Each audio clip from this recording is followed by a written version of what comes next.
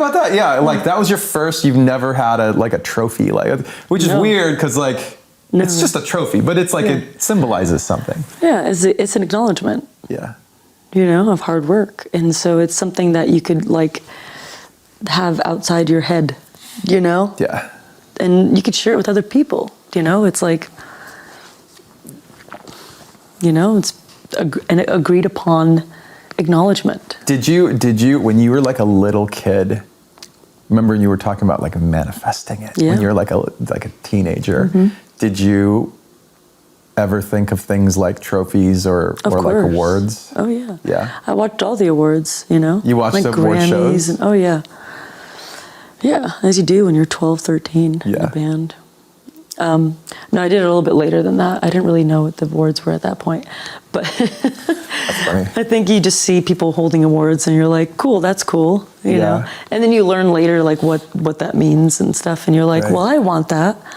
I want to feel appreciated. I want, And then you get a little bit older and then you go and you feel a little salty and you're like, I don't need that. And then it kind of changes a little bit. And you get one and you're like, whatever, man, I didn't want that award anyway. I didn't even want it anyway. Want the acknowledgement anyway. Stupid. You guys are sellouts. Number ones are the best, It's crazy.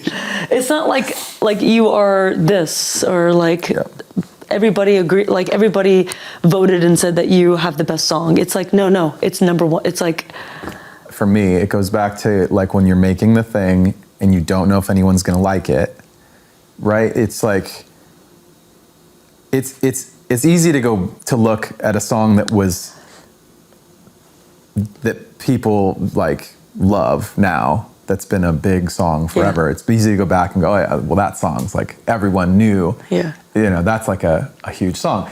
But when you're sitting in your bedroom writing it, and it's not a song yet, and a million things, like when we're working on a song, like truthfully, like a million things could go wrong to make it not as great a song. Like little, performance things or like writing things, you just can't quite get the idea and the song kind of falls apart and it's like ends up being like a B- thing, right? Like that's, in the moment, you don't know, I feel like you don't quite know that it's a B-. When you're listening to it, right? You're like, I'm writing this thing. I'm excited. It's new. I'm figuring it out. Yeah. And then as a group, at a certain point, we all share opinions and like look at the things and go, okay, it's exciting. This song that we're working on is exciting because it's new. It's a day old. Yeah. It's a week old, right? It's the best song ever because we wrote it yesterday. It's the honeymoon phase. Right.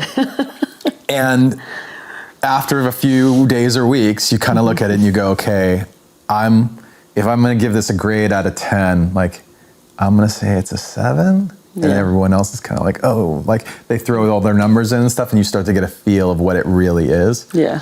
At that moment, there's no, even if everybody's like, it's a 9, it's a 10, like you still don't know that it's going to be, that other people are going to like it. You just know that you like it. Yeah. So I feel like that's where we started with it all. And to feel like, oh, we wrote a bunch of 10s. Like we wrote a bunch of songs that we think, just the 6 of us think are 10s. Yeah.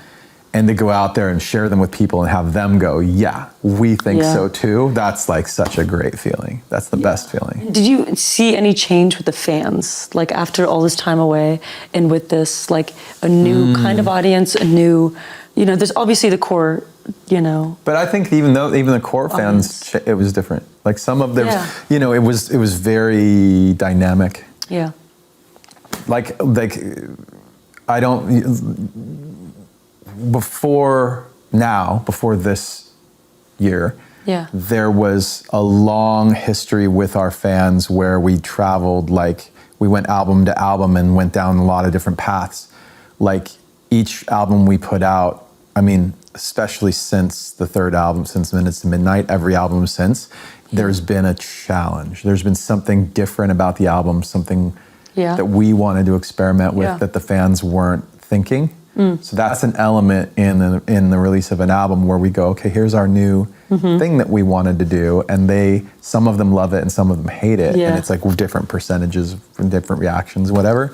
And so a lot of them have been on that journey with us for a long time, I don't know. I feel like that creates a complicated relationship. And then to have the band like basically collapse and then have all of this time quiet and to come back, there's all of the different reactions. There's the fans who are just so happy no matter what you're doing. They're just glad you're back. There's fans that are like, I don't like it at all. There's nothing you can do to make me like it, right? That's like the outside. The outside I love it and outside I hate it. Yeah. And then in the middle is where everybody else is, where the majority of people are. And my favorite thing to see has been, you've done a great job of this.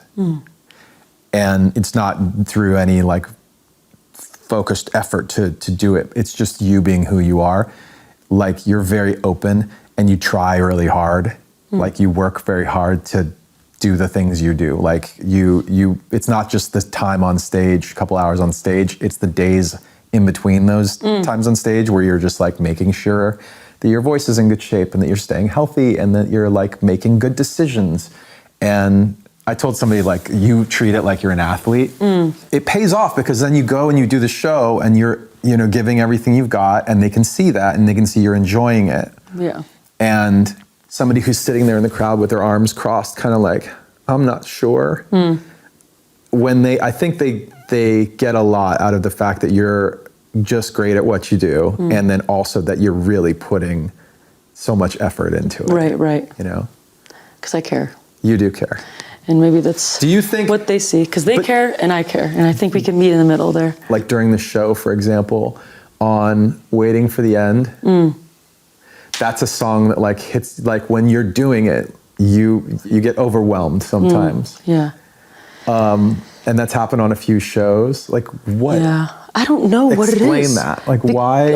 I think the reason I mention it is because I think a lot of fans see themselves in you when that happens. Like they're watching the show and they're like, she's as emotional about this song. She has a connection to this song the way we do, the way I do with that song or with my favorite Linkin Park songs.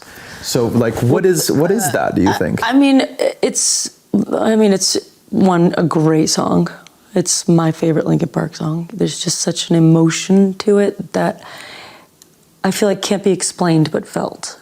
And as a fan, I hear what they hear, right? And now I get to sing it and I think that, and see, just even thinking of the song and talking about it, I get emotional. I don't know why this song fucking does that to me, but it's like, I get to feel it even more, and that's what I love about music. I want to feel everything I possibly can, and if it's a song you already love, and then you get to the other side of it, it's like, it's euphoric, and it just, the emotions, it just sometimes it'll hit that spot, and there's nothing I can do, and I don't care. Because it feels so good. It's such a release for me. And I'm not going to try and hide it, because even if I do, it's just, why? You can't. Why? You can't. You're in the middle of it. I've seen you grapple with it and just be like, okay, well, I'm going to cry now. Yeah, I'm a fan listening to it at the same time as I'm singing it. So if it happens, that's funny. I didn't write the song, so...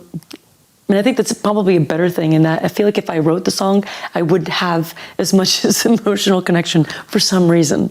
No, that's probably right. Yeah. I think that I don't have that kind of a moment with any of our songs just for the song. Like I might have an emotional connection to a song because of either the story behind the song. So I might have a connection because of a story, a thing that actually happened. Right. As opposed to like, oh, it's a good song or whatever. Question before about like what I didn't expect. Here's the thing I didn't expect.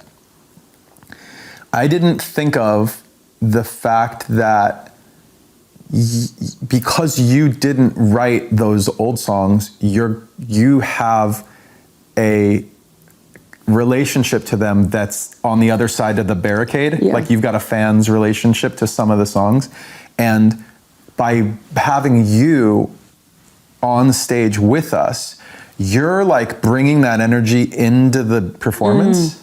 So like people have noticed, friends of mine have noticed like, oh, you guys have all got such an energy and a chemistry on stage that's so refreshing. It's like a new version. It's like a rebirth of the band, but not just because you're a different combination of people. It's like chemical. It's like emotional. Something else is happening.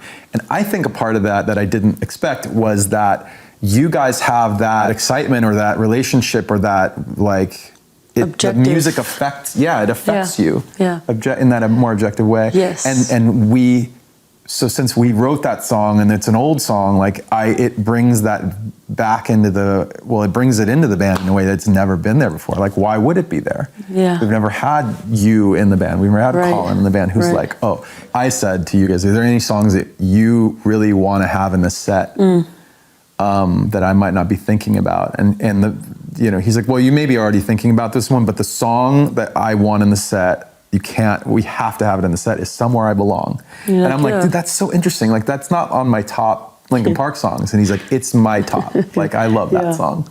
And for me, it was Waiting for the End, Yeah. Right. And when you guys talk about them, the way he talked about it, I was like, dude, you're making me love that song more. Just by being so excited. And I know that everybody's excited to play the new stuff. Yeah. And I have that feeling, being in a band for 20 years, I have that. So for Colin and I to come in, I know how that feels to some degree. Yeah. I love singing the old songs just as much as the new stuff. There's even some of the old stuff more, because it's like there's a sort of this emotional connection of just being like, oh my God, I love this song, And obviously the other ones, they're new, they're fun, they're great. I think the reason that I want to play the new songs is because they were written by us. Like, they were written with your voice in mind. And I want to put as much of that in front of people as possible. But I hear what you're saying. Yeah. Like, I love singing the old stuff too. I wrote down the same question that you asked me. Which one? Which is for you, Which is, did you let the success get to your head? How did you stay humble? The question was, were there things that you didn't expect, that you thought we would go one way and they were different? I mean, I kind of, answered it in a way where I was like, the reality part of it. The reality part. Yeah. Where it was like, I better keep, it's all in your head, It really is at that point. Yeah. Even though you're doing the work, once you cross that line, once you've hit this thing that was just like this, again, portal or whatever, or just like you made yourself known, it's like all of a sudden people are looking at you, Yeah. When I say people looking at you, like there's attention on you in like every aspect. And I was just like, whoa, but like so hard, so fast. Yeah. And it was just like, okay, this is going to die down a bit. It's going to settle. I understand that. But it was just like, I didn't expect that. I expected like we talked about, like... You just can't be prepared for it, is the thing. Yeah. No, we did our best. You can know about it. Yeah. You can know it's going to happen. We talked about that, like for better and worse, any kind of reactions to the new music coming out. But I feel like when it actually is happening, when the music's out, when people are hearing it and they're reacting in all these different ways, like...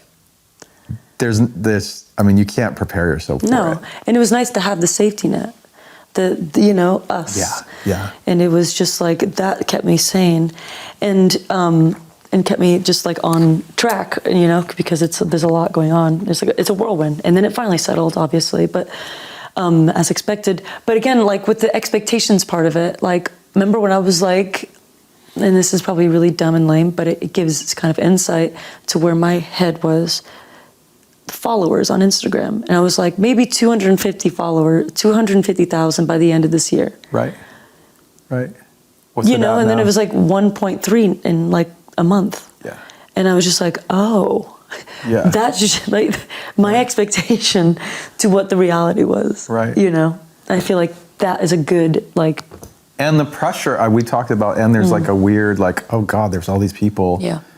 Looking now, like paying attention to all these details. Like they're like researching what socks I'm wearing. Yeah. That's a thing. Yeah. It's a thing. Didn't expect that. Yeah. Yeah. It's very interesting. And what's it like touring with a really cool, badass woman? I don't know who wrote this. And are you intimidated? Are you intimidated by? Who wrote these? Who wrote these questions? Do you always cut your own hair? Not only on the road, but like at home? Can we talk about the other question first? What was the other question? But are you also considering bleaching your hair? This is what a fan wrote in. Too many. I can't. It's just all hair. So first of all, with this badass woman question, let me talk about that real quick, because that is a funny thing. I was like, when we asked you to play some shows with us, I was like, I already had this like idea in my head about like, not idea. I have daughters. Like I'm aware of the idea that you were going to be singing for the band. I knew meant that there would be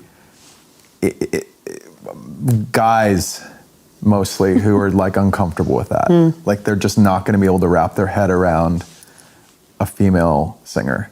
And so I, in the band, our response was like, okay, fine.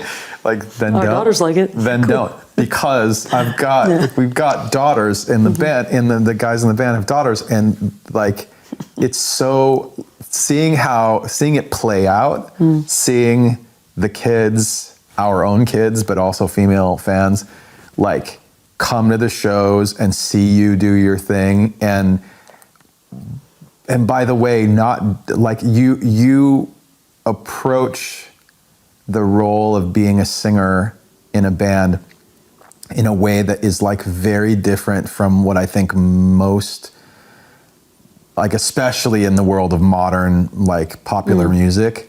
I feel like a lot of female singers, like they'll lean on being sexy. They'll lean on selling the show or selling the brand or the whatever, like in certain ways.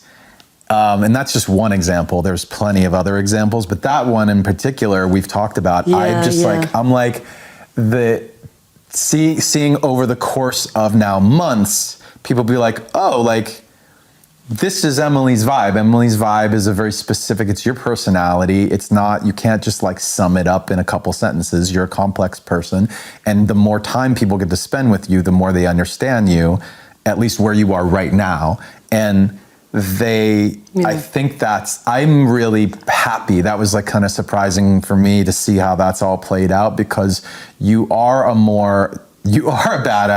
You are like, there's part of you that's like a modest, you're like modest, and there's parts of you that are definitely not. Like, right? Like, you're just like, you do these weird friggin' things. Like, I'll just be watching like a clip online of a part of our show, and there's a 2-second like move you do. Yeah, how do they get that? And I'm like, people don't know this, but I'll like send it to you and be like, dude, this was really funny, or this was really cool.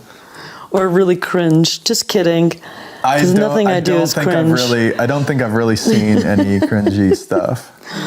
I did send you the Casualty. I think when we debuted Casualty, you did this like headbang thing. And then the thrust. Like and I was like, okay. You're welcome, world. Yeah. Yeah.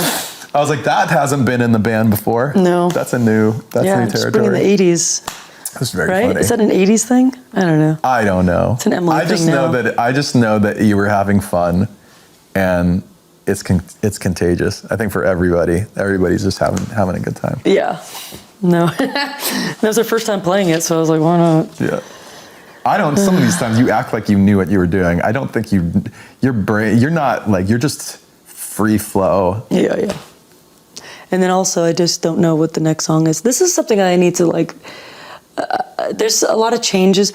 This 4 months was a lot of trial and error, like I'm gonna do this. I'm like, okay, now I know, even down to the bag I'm gonna need traveling. Like the little things that I'm just like, okay, I could do this better, I could do that better. One of the things is on stage, like maybe know what the next song is after the one you're singing, because if I go full out and I'm running around doing high kicks and thrusts, I'm going to be out of breath for a song that requires me to sit and just sing the whole song. Right. And I'm like, oh, because I've just been out of breath some of the songs, and I just have to like force my way through it, you know what I mean? And doing all my breath techniques in between, just gasping for air, singing the song. Yeah. So things like that, I think,